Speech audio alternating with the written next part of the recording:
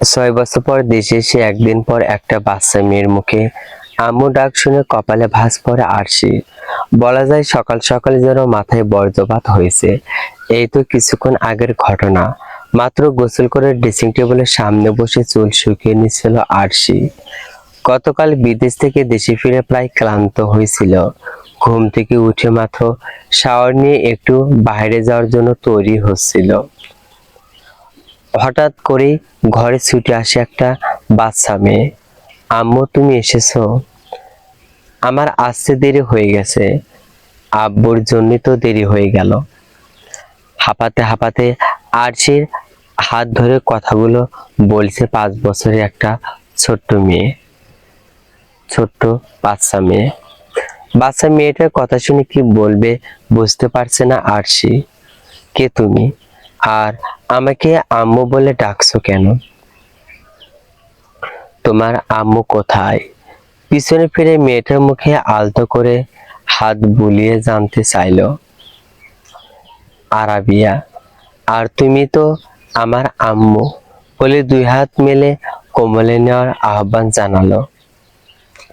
কি সুন্দর আবদার, না চাইতেও 2 হাত দিয়ে আগলে কোলে তুলে নিল মেয়েটাকে। আমি যে তোমার আম্মু এটা তোমাকে কে বলেছে? দাদু বলেছে। দাদুই তো আমাকে নিয়ে এসেছে পাপাকে না জানিয়ে। তোমাকে দেখতেই চিনতে পেরেছি। তা কিভাবে চিনলে যে আমি তোমার মাম্মাম? আব্বু বলেছে যে আম্মু দেখতে খুব সুন্দর, একদম পরীর মতো। আর তোমাকে দেখতে তো একদম পরীর মতো।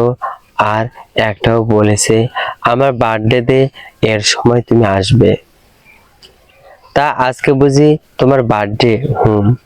তা বার্থডে গার্ল এর নাম, পুরো নাম কি? Arabia. Nice name, but Chowdhury একটু ঘটকা লাগলো আরশি। মনের কথা মনে মুখে আনার আগে ডাক পড়লো রেহানা বেগমের নিচ থেকে হইচই করে এদিকটায় আসছে। আরাবি তুমি না বলেই উপরে চলে এলে। জানো দাদুর কত খুঁজেছি তোমায়। নিজের মায়ের মুখে দাদু শুনে ভরকে গেল আরশি। যার একমাত্র মেয়ে এখনো অবিবাহিত, তার মা একটা বাচ্চাকে নাতনি বলে সম্বোধন করছে। সরি দাদু, কিন্তু তুমি তো আম্মুর কাছে আসছিলি না, তাই একা একা চলে এসেছে। এখন আর কোথাও যাব না, আমি কিন্তু মাম্মামের কাছেই থাকবো বলে আরশি গলা আরো শক্ত করে জড়িয়ে ধরে, যেন ছেড়ে দিলেই পালিয়ে যাবে। না পারছে মেয়েটাকে ছাড়াতে, আর না পারছে কিছু বলতে, তাই 2 হাত দিয়ে নিজেও একটু জড়িয়ে ধরল। কোথাও যেতে হবে না, এখানেই থাকবে আম্মু। তার আগে আম্মু এর কথা শুনতে হবে একটু। আরেবিয়া আম্মুরের কথা শুনবে তো। মেয়েটা চট করে আরশির বা গালে কষে একটু চুমু খেলো। আরাবিয়া গুড গার্ল, আম্মুর সব কথা শুনবে। ওকে তাহলে একটু নিচে যাও দাদু, আম্মুর সঙ্গে একটু কথা বলেই নিচে আসছি। কোল থেকে নামিয়ে দিল আরাবিয়াকে। বাধ্য মেয়ের মতো ওকে বলে ছুট্ট বাইরে চলে যায় মেয়েটা। আম্মু, ও আমাকে মা বলে ডাকছে কেন? আর তোমাকে বা দাদু বলে ডাকছে কেন বলো তো? রেহানা বেগমের কিছু বলার আগেই আকাশ ঘরে ঢুকতে ঢুকতে বলল, বিকজ আদ্র ভাইয়ের মেয়ে, তাই মেঝো আম্মুকে দাদু বলে ডাকছে। বাট তোমাকে মা ডাকছে কেন এটা জানি না। আকাশের কথা শুনে মুহূর্তে আরশির মুখের আদল পরিবর্তন হয়ে যায়। আর কিছু বলতে বোধহয় ইচ্ছাই হলো না। তারপরও নানা প্রশ্নে মনের মধ্যে কেমন দানা বাঁধছে। গতকাল বাড়িতে আসার পর থেকে আদ্রকে দেখিনি আরশি। তার মানে কি বউ বাচ্চা নিয়ে আলাদা থাকে? আর আলাদা থাকলেও আরশিকে মা ডাকছে কেন? যেই মানুষটার জন্য সব ছেড়ে চলে গিয়েছিল তার মেয়ে কিনা মা বলে সম্বোধন করছে। হঠাৎ কেমন বুকের বাঁ পাশে চিনচিন করে ব্যথা শুরু হয়ে গেল আরশির। শুধু শুধু ছোট্ট করে উত্তর দিল, ও কিন্তু ওর আম্মুর কোথায় আর আমাকেই বা আম্মু ডাকছে কেন? ডাকতেই পারে ফুফু, কে ডাকতে পারে, এত ভাবার মতো কিছু হয়নি বলেন আরশির মা কেমন যেন এড়িয়ে গেল কথাটা। আরশি খুব একটা ভাবলো না। আকাশে এগিয়ে আসলো আরশির দিকে, তীক্ষ্ণ দৃষ্টি দিয়ে পরখ করে বলল, তুই তুই এত সকালে রেডি হয়ে কোথায় যাচ্ছিস? গতকাল এসে আজকে আবার কোথায় যাওয়ার জন্য তৈরি হচ্ছিস?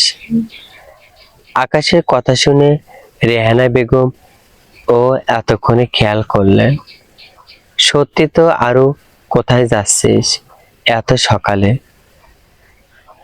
নিশার সঙ্গে দেখা করতে গতকাল দেখলে না রাগ করে আমাকে দেখতে আসেনি, তাই যাচ্ছি।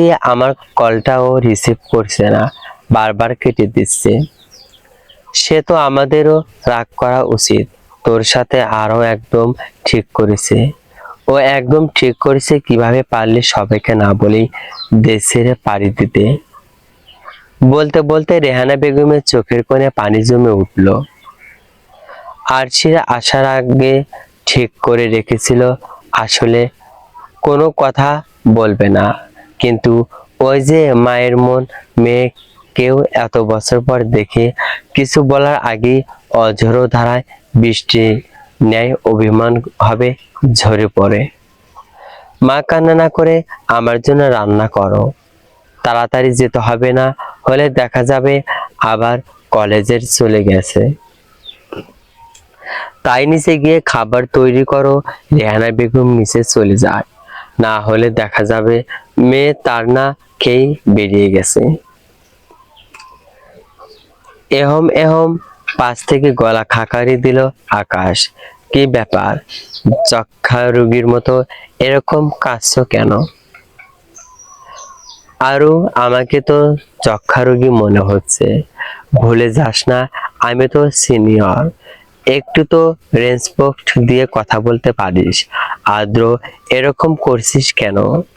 নিজের বাড়িতেই তো এসেছে, আর তুই এরকম টাইপার হচ্ছিস কেন? এরকম হাইপার হচ্ছিস কেন? হাইপার হচ্ছি কেন? তুমি কি বলেছো তুমি জানো আম্মু? সকাল সকাল না বলে ওকে নিয়ে এসেছো, আর বলছো আমি হাইপার হচ্ছি। তো কি করব? তোকে বললে তো জীবনেও নিয়ে আসতি না, তাই না বলে নিয়ে এসেছি। আর বাচ্চা মেয়েটা সারাদিন এরকম বন্দি থাকে, কি করে? ওর স্কুল আছে। আম্মুর আর বন্দি মানে কি? তোমার মনে হচ্ছে আমার মেয়েকে আমি বন্দি করে রাখছি? আব্বু, তুমি চলে এসেছো, আজকে আমি স্কুলে যাব না, আম্মুর সাথে থাকবো। আর শুধু আজকে কেন, সব সময় থাকবো। মেয়ের কথা শুনে পাশে ফিরে তাকায়। দৌড়ে এসে আরাবিয়াকে কোলে তুলে নেয় আদ্র। চোখে মুখে অদৃশ্য চুমু দিতে দিতে বলছে, আব্বুকে না বলে এভাবে চলে এলে কেন?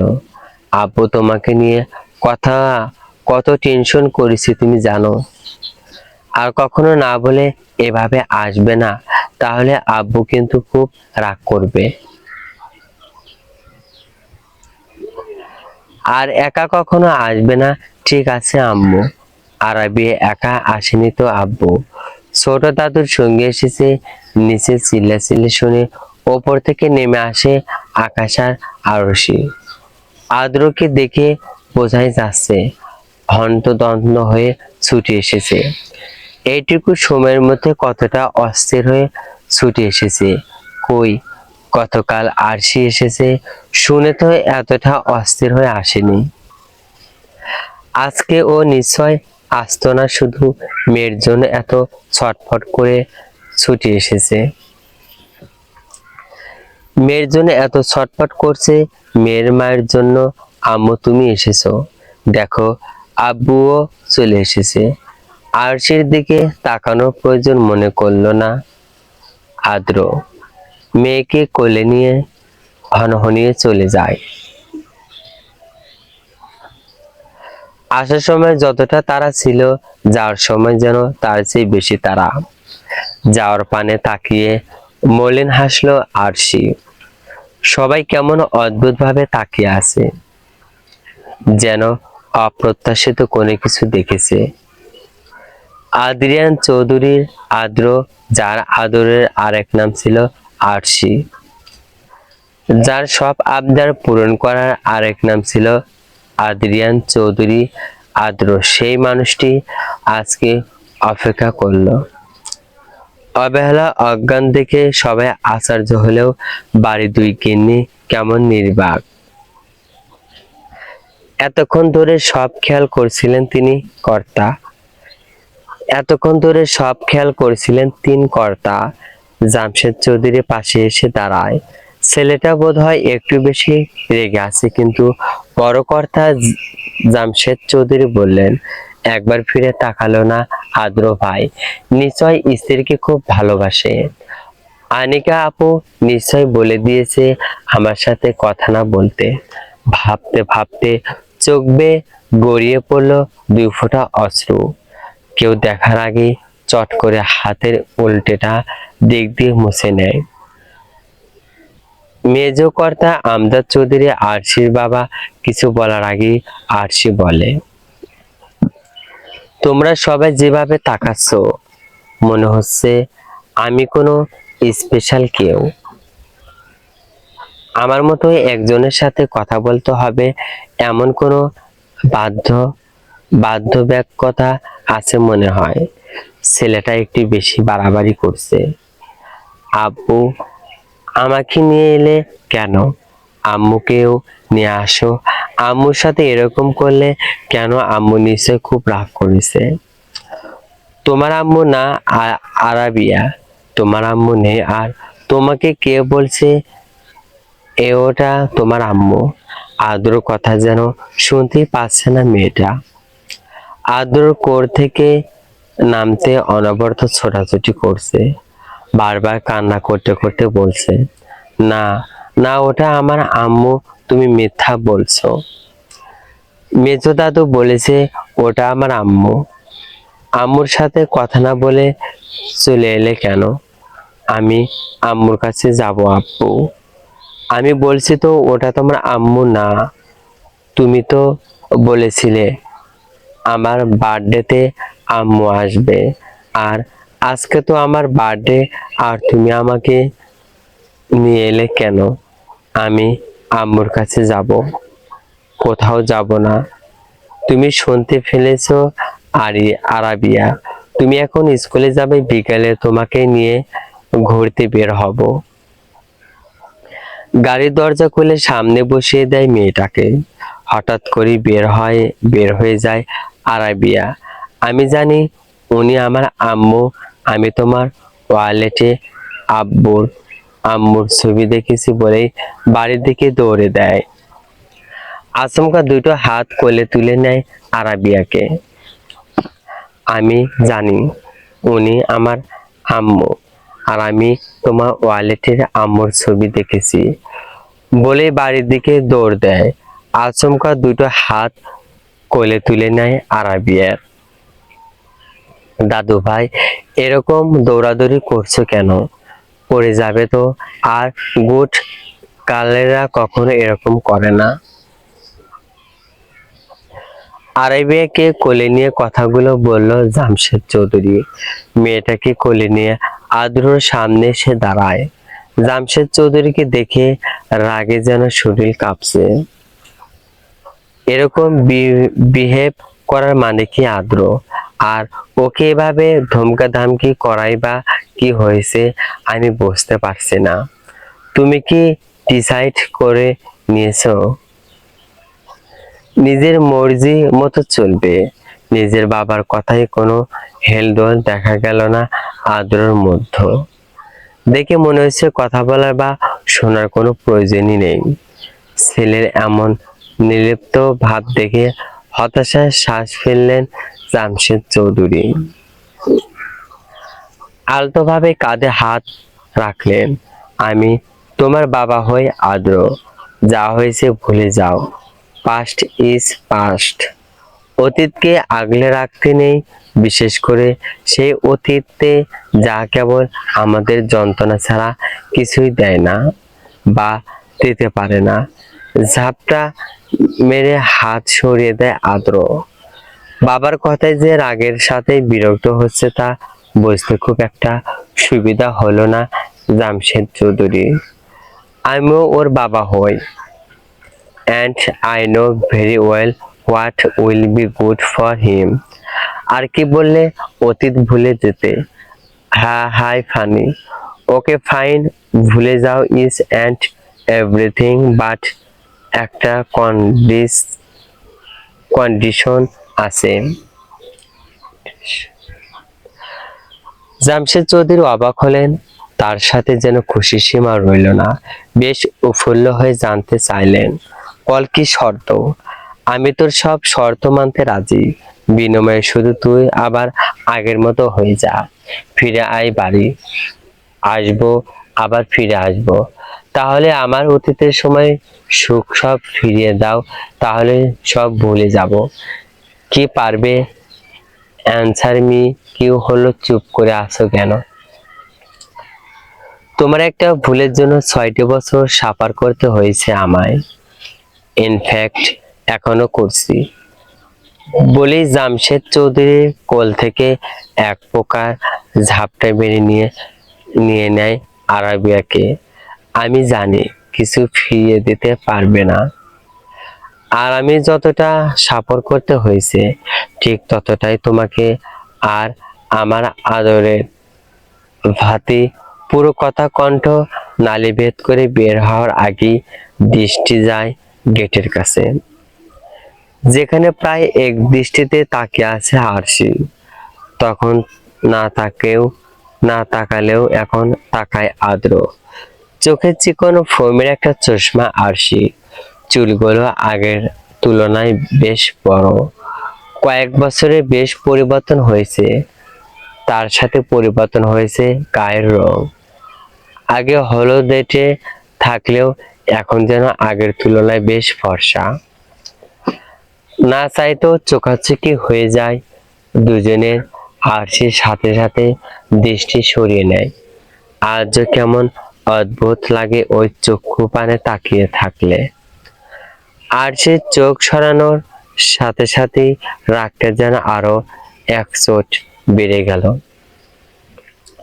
দূর থেকে সবকিছু লক্ষ্য করলো ইভা, বাড়ির সবচেয়ে ছোট সদস্য, আকাশের ছোট বোন।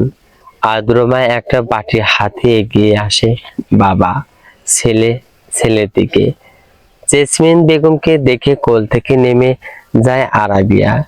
দেখি দাদু ভাই, এদিকে এসো তো, তোমার জন্য দাদু ভাই পায়েস রান্না করেছে। বাটি আরাবিয়া হাতে তুলে দেয়। মেয়েটা উৎফুল্ল হয়ে হাতে নেয়।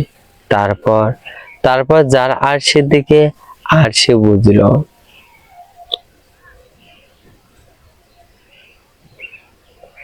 আরশি বুঝতে পারছে না নিজের মাকে রেখে বারবার ওর কাছে কেন মেয়েটা ছুটে আসছে। আগে থেকে যে চিনে এরকমও না তাহলে। আরশির কাছে যাওয়ার আগে আদ্র মেয়েটাকে কোলে তুলে নেয়। আমি যাব না আব্বু, আম্মুর কাছে যাব।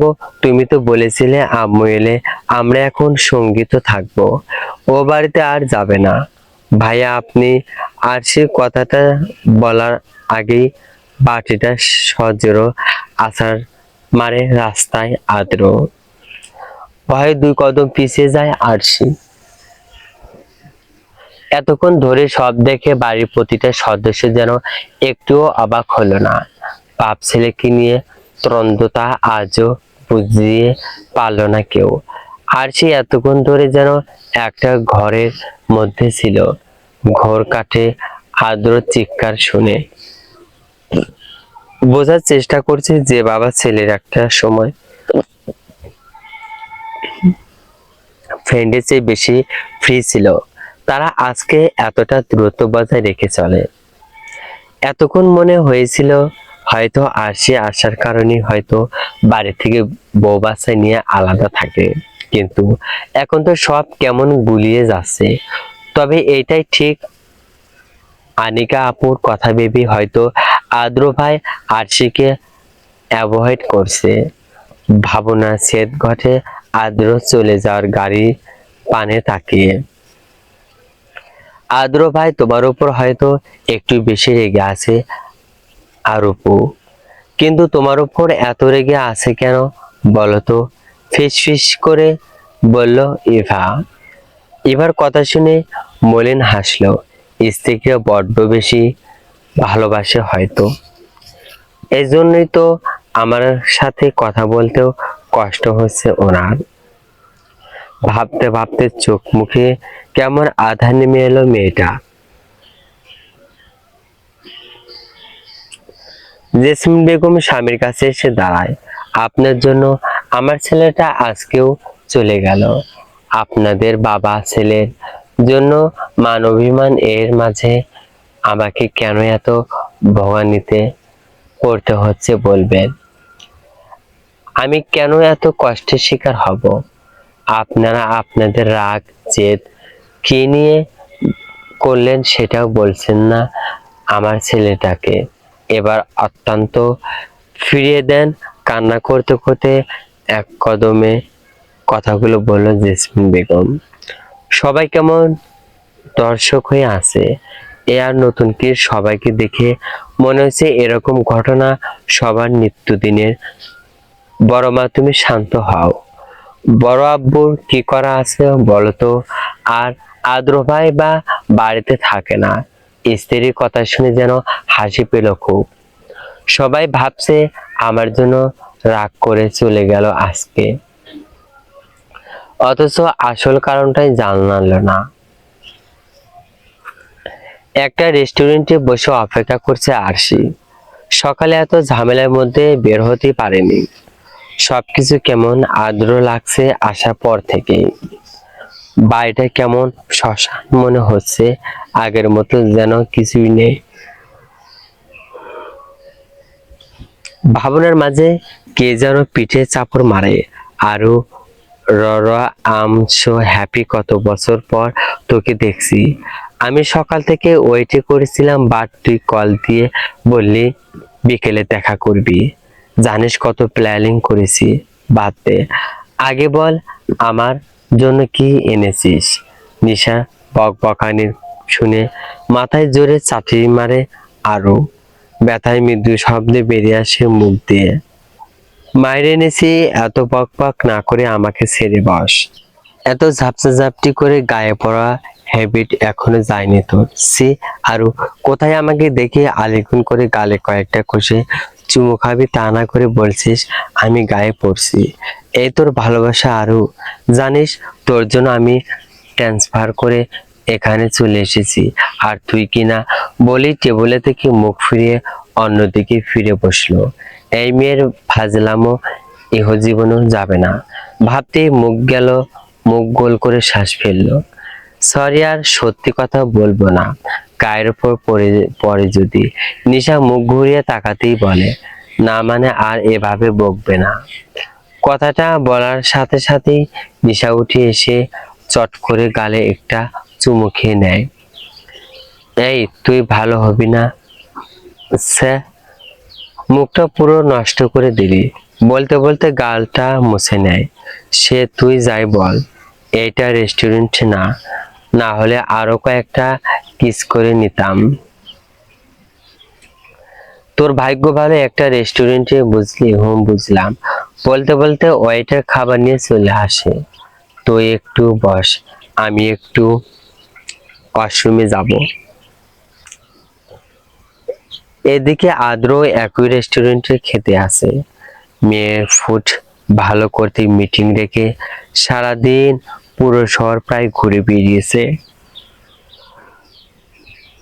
কিন্তু আরাবিয়া সেই এক কথার আম্মুর কাছে যাবে। আদ্র ইচ্ছা করছে জেসমিন বেগমকে আচ্ছা মতো বকতে। আরাবিয়াকে যখন ওই বাড়িতে নিয়ে যেত তখন মায়ের ফটো হিসেবে আরশির ছবি দেখাতো। সব ঠিকঠাক থাকলেও ও বিপত্তি ঘটে সকালে না বলেই মেয়েটাকে নিয়ে আসে। সবচেয়ে বড় কথা, আদ্র মেয়েটাকে মানাতে একবার বলেছি ওর বার্থডেতে আম্মু আসবে। অজ্ঞতা সব বিপদ যেন একসঙ্গে ঘটেছে। আরুষির কথা ভাবতেই কেমন যেন রাগ হলো। হিসেব মতো আরশির জন্মদিনে এসেছে। আম্মু খেয়ে নাও, আব্বু তোমাকে অনেক চকলেট কিনে দিবে। এতগুলো আর অনেক টেডি বিয়ারও কিনে দেবে। আরাবিয়া তো আব্বুর গুছিগাল সব কথা শুনে। তাহলে আজকে এরকম করছে কেন? আব্বুর তো কষ্ট হচ্ছে, তাই না? মেয়েকে খাওয়ানো আপ্রাণ চেষ্টা করছে আদ্র, কিন্তু আরাবিয়া সেই এক কথা, আম্মু না খাইয়ে দিলে কিছুতেই খাবে না। কি করে বোঝাবে আরশি ওর আম্মু না? আদ্র একবার জোরে কথা বলাতে কান্না করতে করতে প্রায় অস্থির হয়ে পড়েছিল। সেই থেকে শেষ কবে বকা দিয়েছে আদ্র ঠিক মনে পড়ছে না। বাবা মেয়ের মাঝে আসে রোহান। আদ্র ফ্রেন্ড যে এই মুহূর্তে দুজনের কাণ্ড দেখে হাসবে না কান্না করবে কিছুই বুঝতে পারছে না। পাশ থেকে গলা খাঁকড়িয়ে দিল রোহান।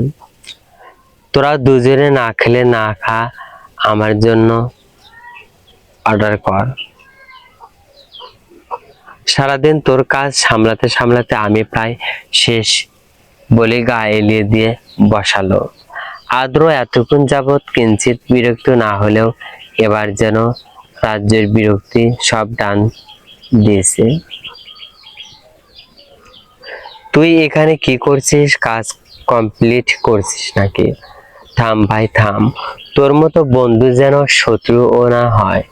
বাবা মেয়েতে মিলে খাচ্ছিস তাচ্ছিস আর আমাকে গাধার মতো খাটিয়ে মারছিস। কোথায় টিট দিবি তা না এভাবে করে অপমান করছিস। আর আমি আসবো না তো কে আসবে শুনি? After all am your. আদ্র আরো চোখে তাকাতেই বলল, এভাবে তাকাচ্ছিস কেন? আদ্র আরো চোখে তাকাতেই বলে, এভাবে তাকাচ্ছিস কেন?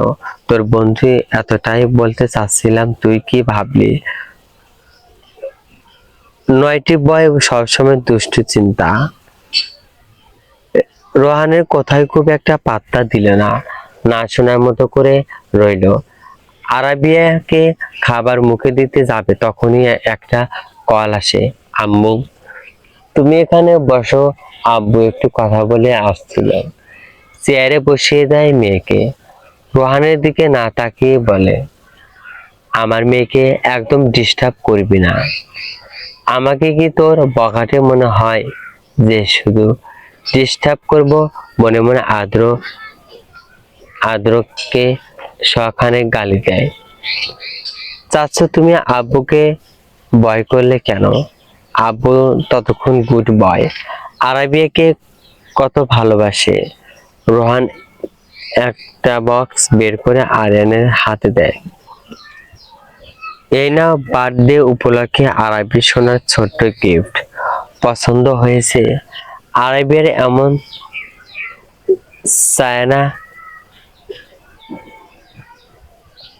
চায়না আরাবিয়া চায় না তার আম্মুর কাছে যেতে। তুমি নিয়ে যাবে চাচ্ছু? রোহান বেশ অবাক হয়। সচরাচর আরাবিয়া কখনোই এরকম কথা বলে না। হঠাৎ মায়ের কথা বলছে কেন বুঝতে উঠতে পারছে না সে। কিছু জিজ্ঞাসা করার আগে রেস্টুরেন্টের দরজার দিকে থেকে পরিচিত কণ্ঠ ভেসে আসে, এই তো আরাবিয়া, আম্মু চলে এসেছে। মুহূর্তে চেয়ার থেকে লাফিয়ে পড়ে আরাবিয়া, চোখে মুখে যেন ঐশ্বর্যের ঝলক। ছোট ছোট পা ফেলে দৌড়ে যায় দরজার দিকে। রোহান হতভম্ব হয়ে তাকিয়ে থাকে সামনে দাঁড়ানো মেয়েটিকে দিকে। রোহান ভয়ে শুকনো ঢোক গিলে নির্ঘাত এবার পেশার ফল করবে। আদ্র কথা বলা শেষ করে আসার সময় হঠাৎ ধাক্কা খায়, যার দরুন হাতের ফোনটা আচমকা ছিটকে পড়ে যায় ফ্লোরে। এমনিতেই মাথা গরম, তারপর আবার অসময়ে ধাক্কা। ধাক্কা লাগা ব্যক্তি একজন মেয়ে, এটা ভেবে কেমন রাগটা আরো 100 বেড়ে যায়। মেয়েটা ও মোবাইলের মতো এক প্রকার ছিটকে পড়ে। এই যে মিস, চোখে দেখেন না, এভাবে চোখ বন্ধ করে হেঁটে অন্য জনদের ভোগান্তিতে ফেলেন কেন? ফোনটা তুলতে তুলতে রাগের চোটে কথাগুলো বলল আদ্র। ধাক্কা খাওয়ার মেয়েটা ফ্লোরে পড়ে যায়। রেশমি সুতোর ন্যায় চুল গুলো দিয়ে মুখটা ঢাকা পড়ে রয়।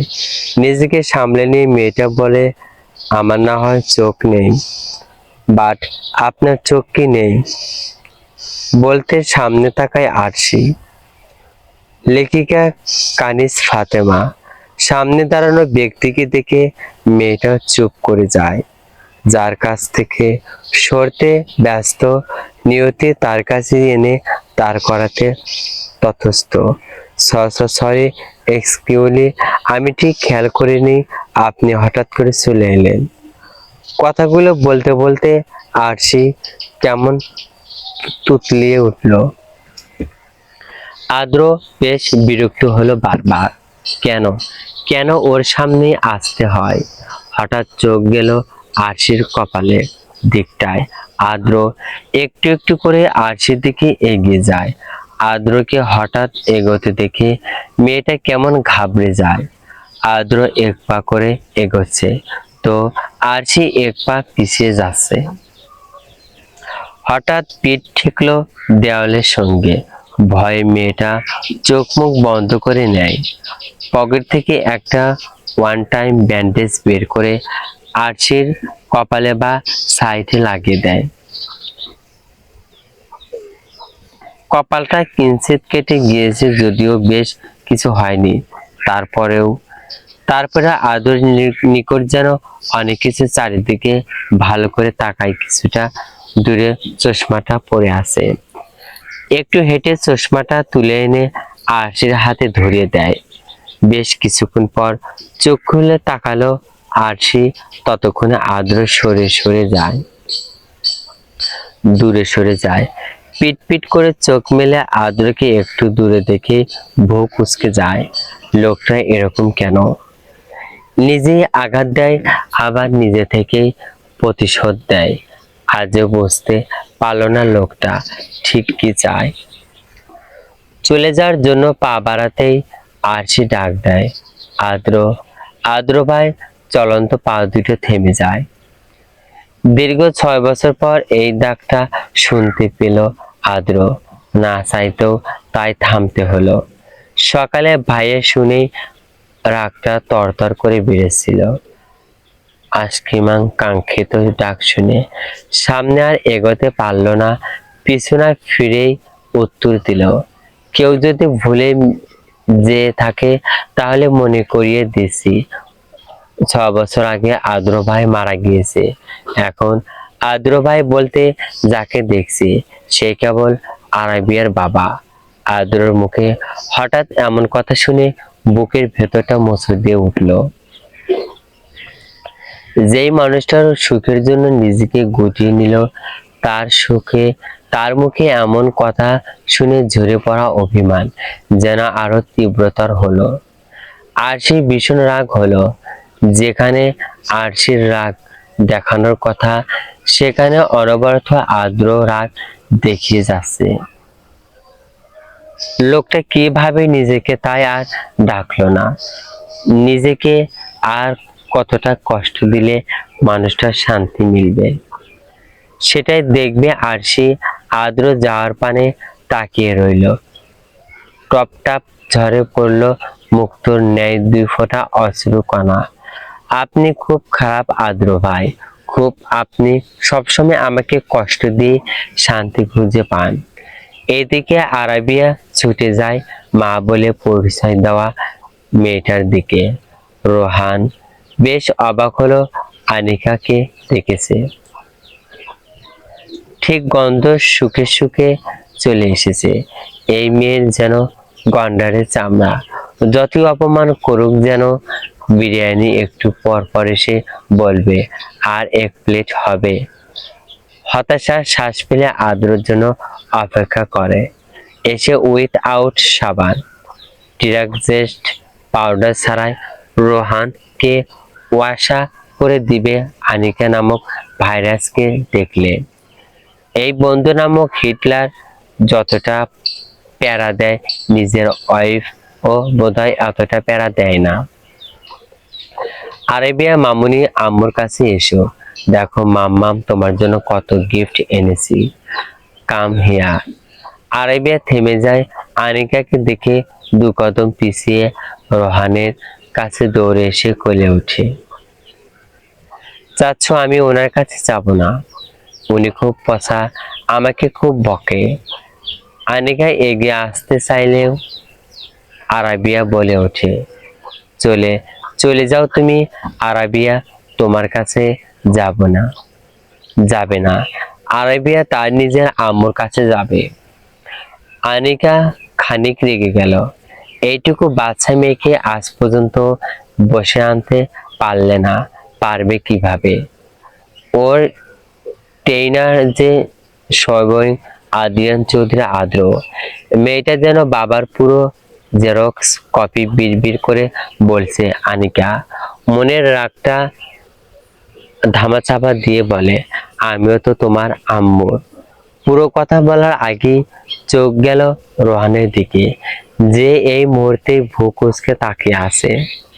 তাই পুরো কথা বলল না, শুধু বলল, এসো এসো আমার কাছে আসো, তুমি এখানে কি করছো? পরিচিত কণ্ঠ শুনে হাত থেমে যায় আনিকার। কিছুটা দূরত্ব গুছিয়ে নেয় আরাবিয়া থেকে। মেয়েটা রোহানের কোল থেকে নেমে দৌড়ে আদ্রের নিকট আসে।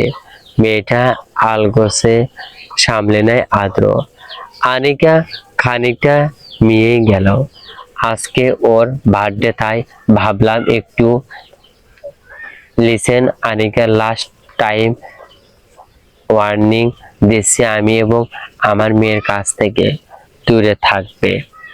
What it, otherwise it will be very bad. আশা করি বুঝতে পেরেছো, শান্তভাবে কথাটা বলেছে আদ্র। তারপর আনিকা কেমন কেঁপে উঠল, বেশ বুঝতে পারলো আদ্র বেশ রেগে আছে।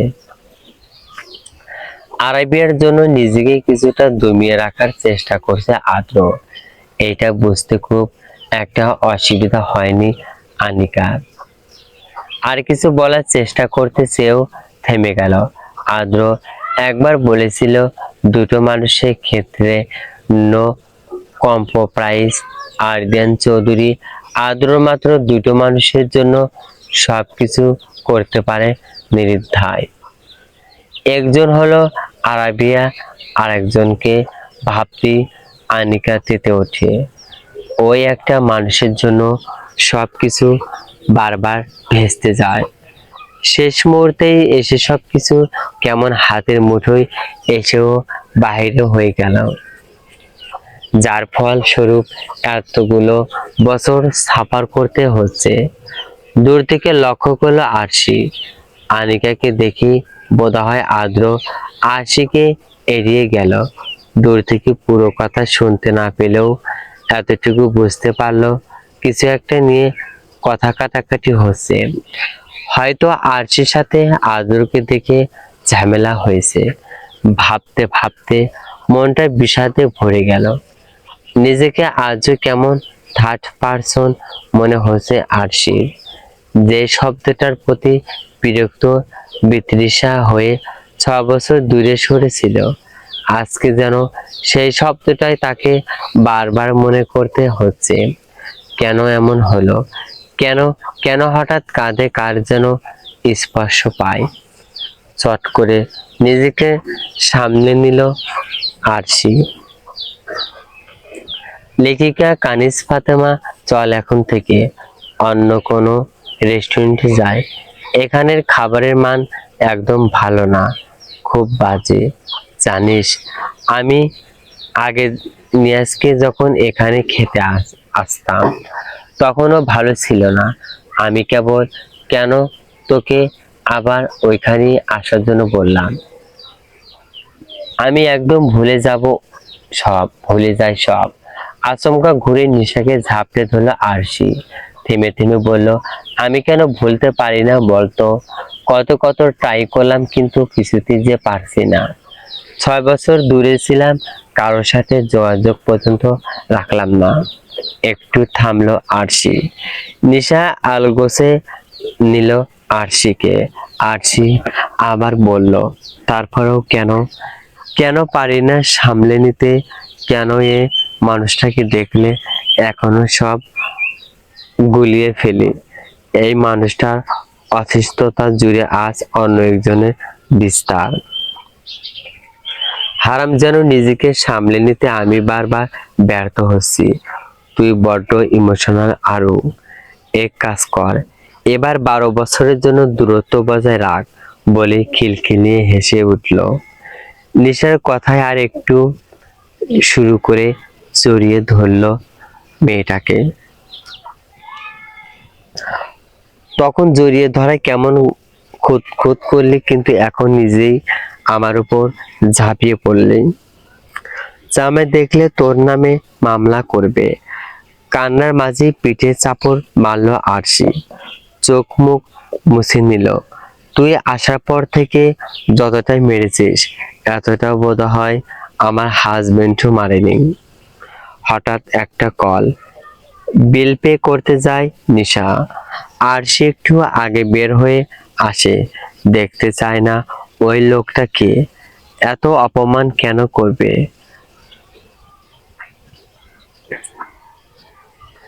আনিকা আসার সময় বুক ভরা সাহস নিয়ে এলো আদ্রর। থমকে চুপসে যায়। বলা তো যায় না, যদি সবার সামনে গায়ে হাত তোলে। কিছু বলার জন্য মুখ খুলতে যাবে, তার আগেই আরাবিয়া কোল থেকে নেমে বাইরের দিকে দৌড় দেয়। এর আবার কি হলো? আনিকা এই সুযোগে কিছু বলবে না, আগে আদ্র কাট হয়ে বলে দেয়, এই মেয়ে যদি আমার পিছে আর একবার আসে, I will kill you Rohan. I repeat, I will kill you. বলে আরাবিয়াকে ধরার জন্য পিছু পিছু যায়। হ্যাঁ, মারার জন্য তো আমাকে পেয়েছিস শালা। কিছু হলেই আমার উপর ঝাঁপিয়ে পড়বে। বিড়বিড় করতে করতে আনিকার দিকে তাকায়। দুজনে আদ্র ভয়ে দাঁড়িয়ে থাকে। আনিকার দিকে তাকিয়ে হঠাৎ বলে ওঠে, একে কোন দিক থেকে মেয়ে মনে হয়? পুরো চুকচুক করা মহিলাদের মতো, লাইক পাড়ার কাকিদের মতো। এই কি বললে তুমি? আমাকে তোমার মহিমা মনে হচ্ছে? কোনো অ্যাঙ্গেল থেকে আমাকে মহিলা মনে হচ্ছে? আনিকা গর্জে জানতে চাইলো। তো তো তোমার কি কোনো সন্দেহ আছে? বাই এনি চান্স আনিকা, তোমার জেন্ডার ঠিক আছে তো? কথাই না পেরে রাগে কটমট করতে করতে আনিকায় বেরিয়ে যাওয়ার জন্য পা বাড়াতেই, এই এই তোমার এইসব শো কোল্ড গিফট নিয়ে যাও। বলা তো যায়, কোনো মল থেকে যদি চুরি করে নিয়ে আসো, তখন আবার কেস খেতে হবে। আনিকা রেগে তাক কাছে আসতে চাইলেও রোহান 2 আঙ্গুল দিয়ে থামতে ইশারা করে বলে, দূরে দূরে সরো। আমার বউ ছাড়া কেউ কাছে আসলে বউ আমার ব্লেন্ডার ছাড়াই জুস বানিয়ে খাবে। সো দূরে যাও। আরাবিয়া স্টপ, আব্বু তোমাকে ডাকছে। ওইদিকে কোথায় যাচ্ছ? ছোট মেয়েটার সাথে যেন পেরে উঠছে না আদ্র। আরাবিয়া আম্মু ডাকতে ডাকতে দৌড় দেয় বাইরের দিকে। বুঝতে বাকি রইল না আরশিকে দেখেছে। দুজনের দূরত্ব যেন না চাইতো দূর হয়ে যাচ্ছে। যদি গল্পটি ভালো লাগে অবশ্যই কমেন্টে জানিয়ে দেবেন। আপনাদের কমেন্টটি পেয়ে গেলে পরবর্তী পার্ট দ্রুত আপলোড করার চেষ্টা করব। প্লিজ চ্যানেলটি সাবস্ক্রাইব করবেন, ভিডিওটি শেয়ার করবেন। Please subscribe to my channel. ভালো লাগলে একটু রেসপন্স করবেন প্লিজ। কোথাও ভুল হলে ধরিয়ে দিবেন, আমি ঠিক করে নেওয়ার চেষ্টা করব। আর আর সবাই একটু গঠনমূলক মন্তব্য করবেন, যেন আরো উৎসাহিত হয়ে লিখতে পারি। আর সবাইকে আমার চ্যানেল থেকে গল্প পড়া অনুরোধ রইল। বেশি বেশি শেয়ার করবেন ও চ্যানেলটি সাবস্ক্রাইব করবেন। চলবে।